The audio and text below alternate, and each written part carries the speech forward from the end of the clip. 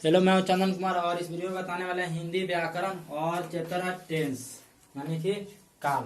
काल के कितने भेद होते हैं, काल किसे कहते हैं, ये सभी बताने वाले। सबसे पहले आते हैं कि काल के 3 भेद होते हैं, चाहे हिंदी हो या इंग्लिश हो।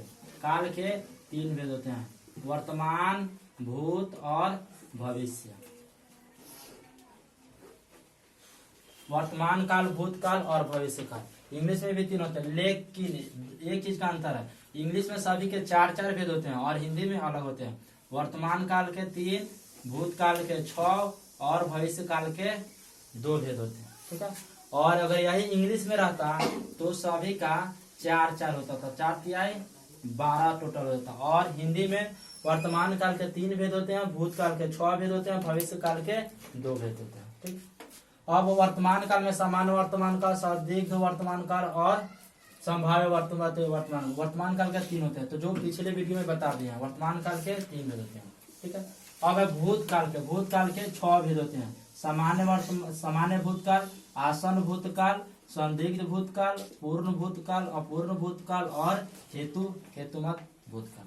और भविष्य काल के 2 भेद होते हैं, सामान्य भविष्य काल और संभाव्य भविष्य काल, उसके 2 होते हैं। तो अभी बताने वाले हैं भूतकाल के 6 भेद।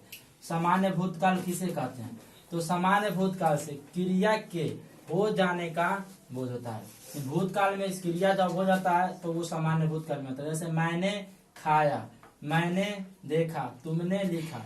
यानी कि जिस हिंदी वाक्य के क्रिया के अंत में आ, ई, ए इत्यादि का उच्चारण आता है वो सामान्य भूतकाल में आता है। ठीक है। नेक्स्ट है आसन भूतकाल। तो आसन भूतकाल से क्रिया के तुरंत समाप्त होने का बोध होता है। अब भूतकाल में जिस क्रिया का समापन तुरंत होता है उसको आसन भूत के अंतर्गत रखा जाता है। जैसे मैंने खाया है। ठीक है। तब इसमें सिर्फ आ ये ई आया था और इसमें आ ये ई और उसके बाद उपधातु क्रिया का जो उपधातु होगा और उसके बाद है आएगा। ठीक है। फिर नेक्स्ट है संदिग्ध भूतकाल। तो इसमें क्या होता है कि क्रिया के होने में संदेह का बोध होता है, यानी जिसको कहते हैं शक। तो संदिग्ध भूतकाल से क्रिया में होने का संदेह होता है। जैसे वह रोया होगा। ठीक है। वह तुमने लिखा होगा, मैंने देखा होगा। अगर यही इंग्लिश में रहता तो ये फ्यूचर में चला जाता। क्यों? क्योंकि जिस वाक्य क्रिया के अंत होता है। ठीक है। और गा गे घी रहता है तो जैसे ही गा गे घी आता है ये भविष्य में चल जाता है। ठीक है। अब नेक्स्ट आते हैं पूर्ण भूतकाल। तो पूर्ण भूतकाल से क्रिया की पूर्ण समाप्ति का बोध होता है, यानी कि ये पूर्णतः समाप्त हो चुका रहता है। ठीक है। जैसे वह रोया था, तुमने लिखा था, मैंने देखा था। ठीक है। तो पूर्ण काल में भूतकाल में क्या होता है कि क्रिया जो है वो पूर्णतः समाप्त हो जाती है।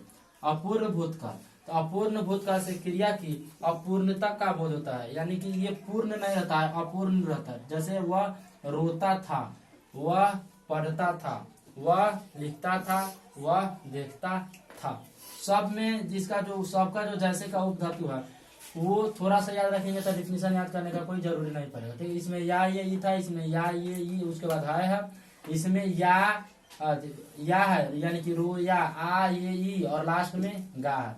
फिर इसमें या ये ई है और लास्ट में था है। फिर इसमें ता ते ती यानी या ये ई है फिर था है। और उसके बाद जब इस दोनों का बोध एक ही क्रिया में होता है वो हेतुमत भूत है, यानी कि इसका बोध इसमें होता है। तो क्या होता है हेतुमत भूत में किसी कारणवश क्रिया की पूर्णता एवं अपूर्णता दोनों का बोध होता है, यानी पूर्ण काल का भी होता है और अपूर्ण काल का।